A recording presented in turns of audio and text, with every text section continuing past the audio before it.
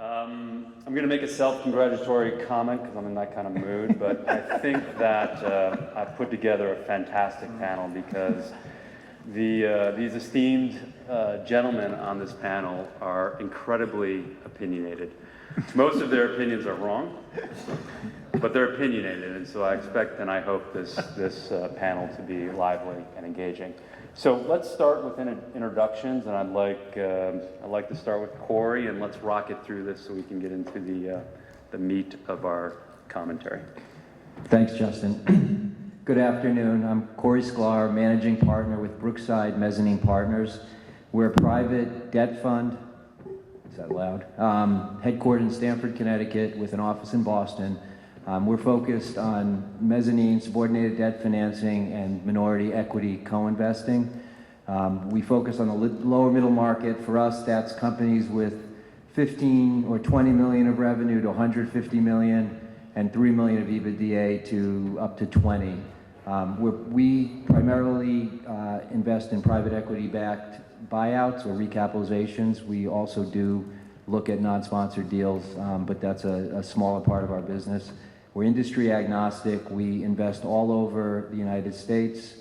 We are currently investing out of our third fund. It's $260 million. Across our 3 active funds, we've invested in 64 platform businesses, about $450 million in total invested capital. In the last 18 months, we've been pretty busy. We've invested in 13 new platforms and about $120 million of invested capital. We're an SBIC, so we have part of our capital source is low-cost leverage through the SBA. I'm Peter Rothschild. I'm a partner with OFS Capital. We're a publicly traded BDC. I co-founded our SBIC fund a number of years ago. Similar to Corey, we focus on the lower middle market. We make both junior debt as well as minority equity investments. Size is typically $5 to $20 million investment checks, and it's typically in companies that are 3 to 10 of EBITDA. Our focus, though, is primarily on non-sponsored situations as well as independent sponsored deals. Hi, Jimmy Rich from GEMINI Investors. We've been around since '95. We are now investing our 6th fund, which we just recently closed on, and but remain focused on the same thing from when we started, which is companies typically between 1 and 7 of EBITDA, typically 5 to 50 million in revenue, either looking for growth capital or looking to do some kind of a recap of some kind. We focus primarily on what we call the smaller end of the middle market. We've done 115 platform investments since we got started, and typically invest anywhere from 3 to 8 million in any given transaction, and then for larger transactions, we like to partner with other firms as well. We are an SBIC. All 6 of our funds have been SBICs, and roughly speaking, we look at it on a portfolio basis, but about half of our investments are in current pay securities, and half of our investments are in non-current pay securities. So while we'll typically oftentimes write the full junior capital check either with a partner or by ourselves in the buyouts or recapitalizations that we do. I'm Mike Becker with PLEXUS Capital. I'm the lone southerner up here, if you can't tell from my accent. We manage about 550 million, and very similar to these guys, we have 3 SBICs. The most recent one's a $300 million SBIC that we're investing out of now. We've done 75 deals since we started in 2005. We're kind of a little bit different. I'd say we like to price risk, so we're not really in any defined security. We're looking for a current pay on the majority of our dollars, but it can be front dollar, it can be back dollar, it can be equity, it can be mezz, it can be unit tranche. So we're really more about trying to price the risk in the transactions, and we're focused pretty much. We have a few companies that are probably over 100 million in revenue, but we're really focused under 100 million in revenue companies all across the nation. I've had the pleasure of working with most of these guys for a while. So I want this to be fun and energizing in here. And if, please, and I don't mean to interrupt Justin, but if anybody's got questions, raise your hand. I'm sure we've got some opinions up here. Mike, do you want to come stand up here? One of the reasons that I chose these guys is because while they're all providing some form of debt, they all approach it from different funding vehicles. Corey primarily works with sponsors. Peter's coming out of a BDC. Jimmy's going from a more of a junior capital, holistically approach, and Mike is He'll do anything. will do anything, but mostly non-sponsored work. So you're getting a spectrum of the market. So first question for the panel is, we've heard all day, and I know everyone in the audience already knows this, the market's hot, leverage is up, pricing is down, lots of competition.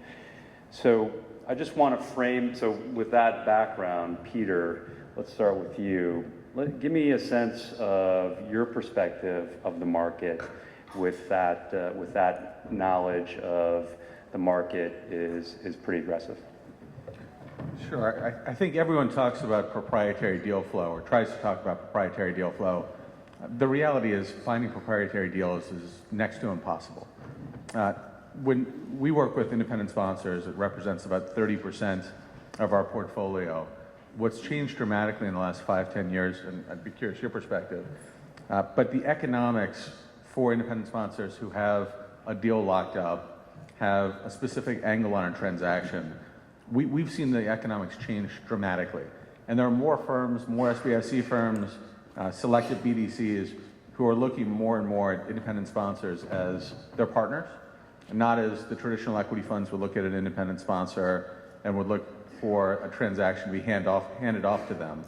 But the economics of if you bring some industry knowledge, an operator to the table, a locked up transaction, the economics today for those independent sponsors can be tremendous. And people typically don't talk about what those economics are specifically, but we've seen in the marketplace where it's significant closing fees, significant management fee, and 20 points on the carry.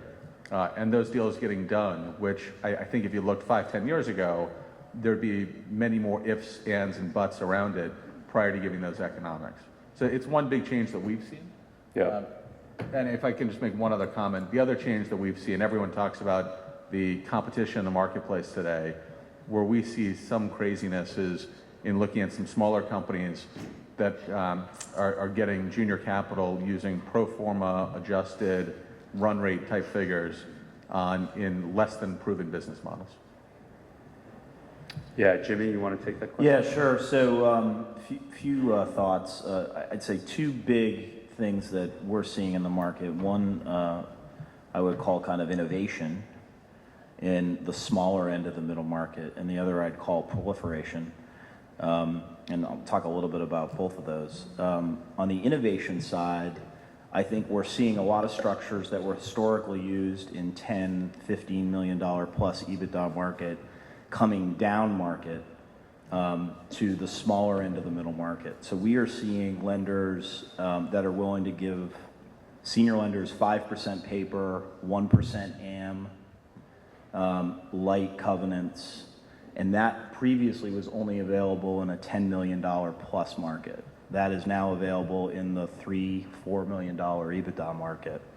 And that's, I think, a relatively new and recent phenomenon.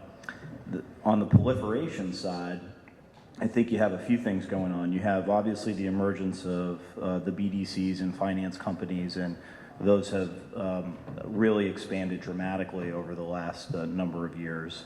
You have the traditional lenders who have come back into the market. And then in addition to that, you have the community banks that are out there, where you have a lot of folks who have come from the traditional lending community and have landed at community banks and are saying, hey, we can do this and do it, frankly, in a lot more kind of hands-on, personal way. And that's, I think, creating an environment where debt is plentiful and you've got all sorts of alternatives. So I think if you ask me over the last 24 months, those are the two big trends that we see at Gemini. Mike? Not much to add. I think, if you look at risk relative to risk-free rate, I think that's what's driving the hot market.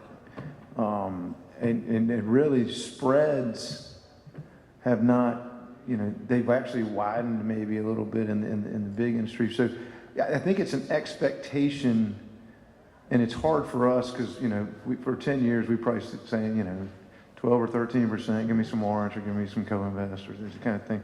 But now you're having to kind of think your way through the path of, okay, what is the real risk reward for this dollar when I've got 1% risk-free rate on a 1 year? So it's a changing of expectations of LPs from our standpoint and an expectation of buyers. And the other thing is it's hot. It's been hot for like 3 years. I never talked to anybody and nobody doesn't say it's hot. So it's just hot. You just got to look at more stuff.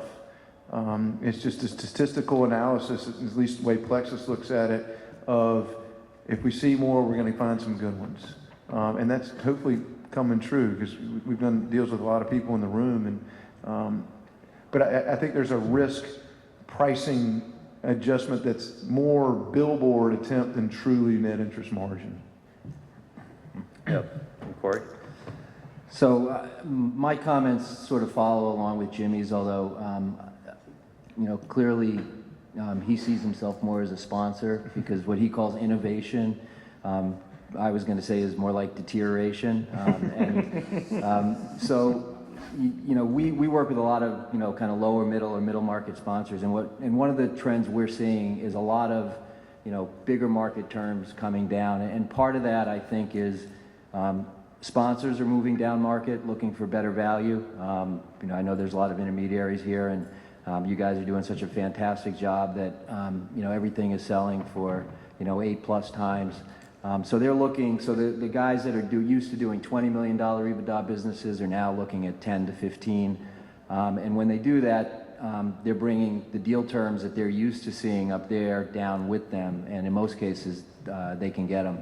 And similarly, there's a lot of BDCs out there that may have, generally done bigger market deals, also coming down, or other, specialty finance companies. And so, now they're looking at the whole capital stack. So, for a subordinated lender like us, we can get squeezed out because, those guys want to put a certain amount of capital out. They're pricing it attractively, and it creates a fair amount of competition.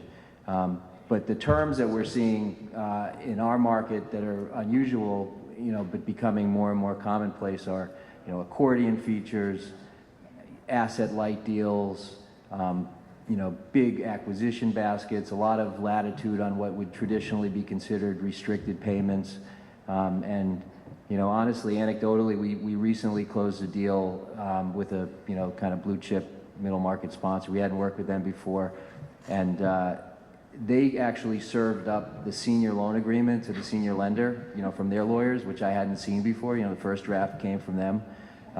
It was a precedent document that they had worked with that lender before, but for a company that was twice the size of the one that they were investing in now. So again, that's how these terms are kind of bleeding down into the lower middle market. And if and when things change, it'll be interesting to see how lenders try to reclaim some of that lost ground. I think it'll be interesting and probably difficult. So Jimmy, I just want to follow up on the innovation comment because so you've got senior lenders coming down market or bigger institutions coming down market, offering 5% paper, levering up the company. You're going after a high teens, low 20s type return. How do you combat that? Meaning kind of, well, we view it as in terms of combating it, we view it as a huge competitive advantage if you can create a relationship with a set of senior lenders out there. I mean, what it's obviously doing in the market is it's inflating pricing. And, that we know that story will end at some point. We just can't quite predict if it's a year from now or 2 or 3 or what have you. So, that story will end. I think, how I think lenders are differentiating themselves in the market is really 2 things right now. Price. At least for us. No, actually, and we don't tend to focus on the price. we actually tell our lending partners, hey, we're focused, we're not going to negotiate with you over a point. We're going to focus on flexibility and relationship. And we're going to look at, the ability for you to be flexible on covenants, give us a little bit of wiggle room. We want you to feel like you're making money. So when we do hit a bump in the road, you're going to remember the relationship word. Because we didn't beat you up on all sorts of pricing and kind of what have you. And what we did is we've looked kind of across the portfolio and we've said to ourselves, which are the lenders who have treated us well in tough situations? And, we're big boys about it. Companies hit bumps in the road, people need protection, people need more pricing, people need us to put more equity in, but we understand all that. But how, are they reasonable and thoughtful in the process?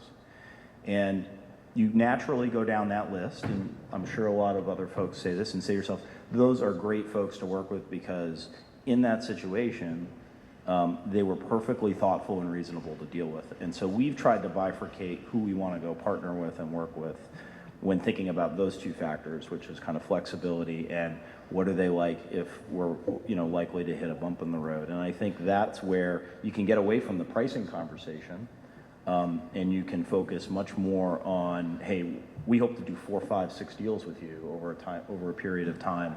We want you to make money and don't want you to feel like you're getting beaten up on that front. And I think that's a much more constructive way to approach the market, and a lot of the folks that we've worked with over time, we've tried to approach it that way with them so that they don't feel like it's about price. Yeah, I'd like to echo a little bit of that. I mean, I know everybody falls in love with their financial models, and the only thing that you know about them is they're wrong, right? They're either going to do better or they're going to do worse. And if you're really looking at it, and we tend to work with people like Jimmy because of this, it's about the deal. In the small middle market where this group is playing, kind of under 15 million of EBITDA, we're all smart guys. We can financially engineer returns. It doesn't work. We've done 75. You either invest in a good company or you don't. Or you got a good team or you don't. And I always challenge, when the sponsor VPs call me up and they're, well, you're really high. I'm like, run your DCF and I'm 200 basis points high. See what it does to your return, cash-wise. If you really do well on this, but what are you willing to pay for solution provider, flexibility, and people who understand what you're doing, right? And that's, if they decide they're not willing to pay that, then they don't work with us. If they are, then we work with them, but there's the trade-off. But I'm always intrigued. I understand if it's a $50 million EBITDA business, you can catch 100 bips of savings, it matters. But I'm always intrigued at people who think, and maybe I'm wrong, and I've just been living a dream for 10 years, but 100 bips on a rate here or 200 bips on a rate here in this world, it's not going to affect your return. I mean, you're either making a 3 or 4X, or we're all sitting around huddled at a conference table trying to figure out what the hell to do. And I didn't mean to diatribe, but that's No. I think it's worth saying. I want to hammer this theme of differentiation because it's such a buzzword. Everyone talks about it, and sometimes I don't know what it means. I mean, Corey, you work with a lot of sponsors. There's a lot of mezz in that world. How do you think about differentiating yourself? Because at the end of the day, you're all going to be centered around the price. I mean, you're all going to be on top of each other at the price. Right, and really what Jimmy and Mike just said, it's cliche, but we really focus on relationships. We think about ourselves as relationship-centric. We've been in business since 2001, and over those 14 years, we spent a long time developing strong relationships with sponsor groups. And that takes time, and they need to see how we conduct ourselves during tough times. So, it may be 2 or 3 or 4 years before we get a shot with a sponsor group, meeting with them, talking to them, trying to get them to call groups that we've worked with. But once we get our shot, they always come back again. And for us, the game is sort of, getting on that short list, because when a private equity sponsor signs up a deal, they're not going to, they don't want to canvass 10 different subordinated lenders or mezz funds. There's going to be a short list of 2 or 3 groups they're going to go to, and we want to be on that short list. And over, kind of the period of time that we've been in business, the longevity and the the market presence we've established, you know, there's kind of two factors to it. One is they know we're going to deliver on what we say. So if we tell them we like the deal and we're going to, you know, we're going to get there with them, you know, barring something in due diligence that would likely crater the deal for them, they can count on us being there on time, ready to close when they need us to close. And then the second element is during the life of the deal, when it doesn't go according to plan or, you know, according to forecast, you know, how are we going to conduct ourselves? You know, our pitches, you know, we've invested in 65 businesses. We don't charge amendment fees when there's a covenant problem or things need to happen. You know, we're not looking to make, you know, kind of the last dollar on that. We want to be partners and help be a, you know, solution and not more of the problem. So, you know, really, it's you know, relationship, and you know, I completely agree. You know, no private equity deal ever was made or busted on 100 or 200 or 300 basis points of pricing. But if you pick the wrong partner when times are tough, that can crater a deal. And you know, that usually doesn't resonate that great when we're negotiating the term sheet. All private equity sponsors, you know, other times they'll tell you they believe that, but when you're negotiating pricing, not always.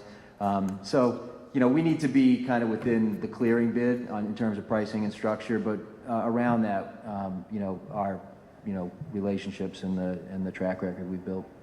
I just have one quick anecdote on the relationship thing. We had a recent deal that we brought a lender in who we'd done a few things with, and they have a really small group, and they do their lending out of that small group. And we brought them what we thought was a $3 million EBITDA company and levered it up probably 2.5 times. About 2 months pass, the deal closes, and $3 million of EBITDA, turns out it was actually $1 million.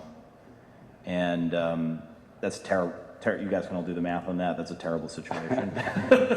So I hopped on my horse and we went down and saw the bank and said, wow, we got a real problem here. This is not a good situation. And let us tell you what we know and when we knew it and how we're going to try to deal with it. And we did that. And over the course of, we solved the problems. We put in a little bit more capital. We figured out what was going wrong with the business, and then we totally solved it, and it's back to doing kind of $3 million of EBITDA. But as a result of that experience, both on our end and on their end, we're going to do a lot more deals together, because they could have been terribly difficult at that time and really, you know, really dropped the hammer on us. And they didn't. That wasn't their approach. They really wanted to understand the problem, fix the problem. We rewarded them with more rate for the risk that they were taking, and we put more capital in, and all of those things were appropriate. But the fact that you had an opportunity to sit down, to have a conversation, to dialogue about it, that's what we look for in our lending partners, because that's going to happen when you do as many investments as firms do over time.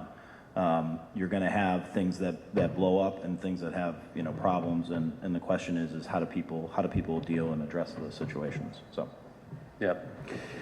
One question I wanted to ask Peter in particular, because he's got the BDC vehicle. I mean, every day you read about Fed chair is contemplating or eventually going to raise rates. And so it's going to happen. And so when that happens, you in particular, Peter, I suspect that's probably going to be moderately a challenge for the BDC vehicle, or no? You know, we actually look at it a little differently. So every time, most of our loans at this point are LIBOR-based loans. If interest rates increase by 50 bips, Yep. how that affects the portfolio is we're going to be able to raise our dividend yield by a certain amount. So if interest rates raised by roughly 100 basis points, we can end up increasing our dividend yield to our investors by, I think it's approximately 10 cents a share. Which is a great thing for our investor base. So there has been a change that's gone on in the marketplace, though, at least that we've seen, where we're providing unitranche, we provide sub-debt, we provide equity. We try to essentially be a problem solver for the companies that we work with, for the investment bankers that we work with, of trying to put in place the right capital structure for the company, where there's not a one-size-fits-all. But we see raising interest rates as an opportunity for us, and where the market is today of being able to get the yields that we all want to try to get. So Mike, is our rates rising? Is that good for us or bad for us? I'm probably in the minority here. I think it's great, for the sole reason that you think about right now, with all the global risk, you're going to give the government your money and they're going to give you 1% for a year. That doesn't feel like a risk-free return, or I'm taking so much risk there, especially where the bond market is. So if you can bring yields back up, I think a lot of money leaves our market, because there's a lot of people, money flows into our market chasing yield, for lack of a better term. And if money flows kind of move more back into CDs or corporates or things like that, I mean, really you see this proliferation of, if I can get 5% or 6% yield, I'm hitting a home run from a lot of people. And if rates rise, I understand that, there's the variable rates, but that gross number is very important to people. So I think it's a positive for the lower middle market, in my opinion, from a standpoint of just money kind of pulling out of our market and going to find other places. Because right now we're the only place to find yield, really, for the risk involved. I see, but I'd love to hear you guys' opinion. I think the other interesting dynamic that's going to happen is, I think when rates do start to rise, I think you're going to initially see a meaningful rush to the exit gates. Not that there isn't a rush going on right now, but even more to try to get things done, because that's going to ultimately change pricing for the multiples that people can pay. So the deals that are currently getting done at 10x, in the interest rate environment that we exist in today, I don't think they get done for those levels. Yeah. When interest rates come down, it's just so easy to finance deals at those levels, but you just can't make the math work. Paying 10x for a lot of the deals that are going on, you're going to have to write another turn or turn and a half of equity check to get these transactions done. And I think people just say that's when pricing comes down. So it'll be that will also help not our exits, but obviously our entry multiples. So it'll be interesting. So last part of the panel that I'm particularly pleased about, I like making predictions, and I particularly like making predictions from these guys when they're being videotaped. So in the hopes that I could use it against them down the road. So I've asked them to come up with one or two predictions, whether for the rest of the half of the year or for 16, whatever I gave them a choice. So Corey, we'll start with you. What's your prediction? So I just have to pick one of those two? I don't have to make two predictions? No, one's good enough. Oh, great. Well, I'm terrible at predictions, so I'm going to take the easy way out. My prediction will be that for the remainder of 2015, I think the markets are at a peak, but that they're going to kind of be at a plateau. I don't see a huge change over the next 6 months. Although, just another story, one of the sponsors that we work with told me that they're seeing a little bit of a trend in a couple of busted auctions where bankers told them that, their initial LOI didn't hit the clearing bid, so, needed to be 10 times, and they took themselves out of those processes, and then the bankers had to come back to them and say, well, throw in your bid, let's see where you're at. So maybe the market's, cooling a little bit.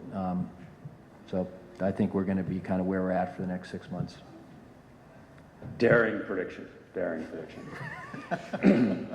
All right, Peter. So I'll look out a little bit. I think that second half of 2016, you're going to see interest rates at some point rise. I think you're going to continue to see a shakeout at the lower middle market by some of the banks. And I actually think that the secondary market in the lower middle market is going to start to heat up as different players who came down to the lower middle market start to exit that market, where they chase yield today because of regulatory concerns, because of interest rates rising. They're going to start to leave that market as well.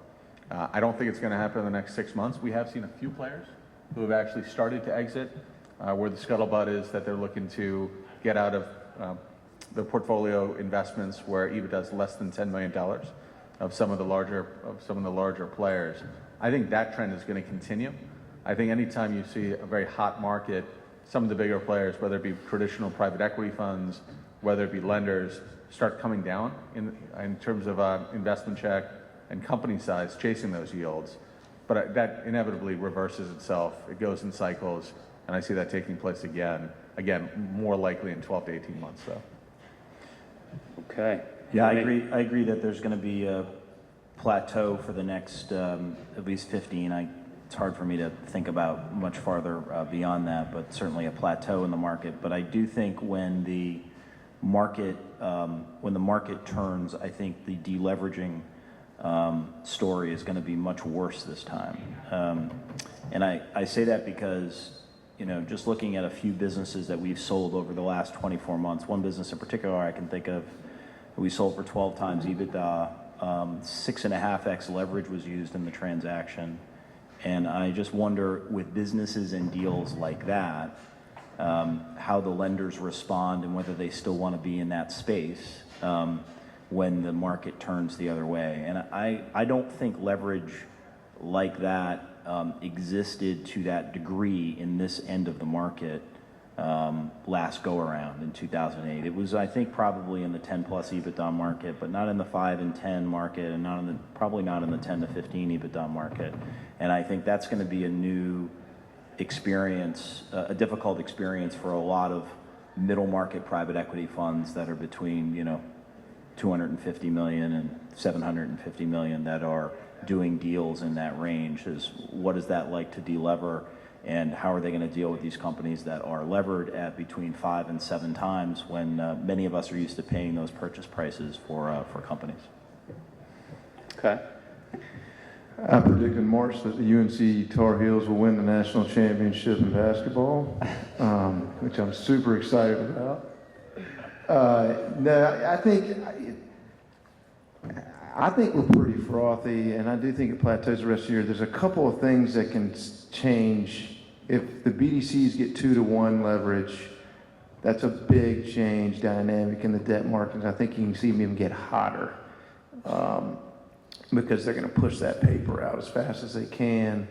And that's, you know, up to the Fed and the governments to see how that all pans out. But in essence, you take a really big subsector of capital and you multiply it by, you know, a third, in essence, and you've got 33% more capital just hitting the market. And no matter what it is, 33% more of anything overnight, it floods the market. I think the big banks are just pulling out of our space. They don't want to be in it. They don't care about it. They kind of look up at it. And so there's a barbell effect now in banking that I'm seeing. I don't know if you guys are, but big banks, former lenders of big banks are falling down to smaller banks, and they're doing what we call leverage lending and things like that. So that's a dynamic that's really starting to happen quite a bit across the country, which then concerns me because the same thing happened in 06 and 07. And, you know, when the banks start to get in heavy again, it's like 18 months we crash. So, you know, there's a couple of things, and then the interest rate environment. If interest rates can go up, maybe that will hold off. And people will start to get a little bit more conservative with pricing and leverage. But to me, I think we're probably going to peak the second half of this year. I think the markets are already starting to turn. And then next year might be a little bit sleepier because people don't really have direction. Because we knew we were going nowhere but up from 2010 to kind of right now. I mean, you couldn't go anywhere but up. And so now we're kind of at this spot. And that's all I got. Okay, all right. I was going to open it up to questions at this point, if anyone had anything. But looks like we were so well spoken that you're just all questioned out. Well, thanks for your time. I appreciate your attendance. Thanks, guys. Thanks, everyone. Thank you.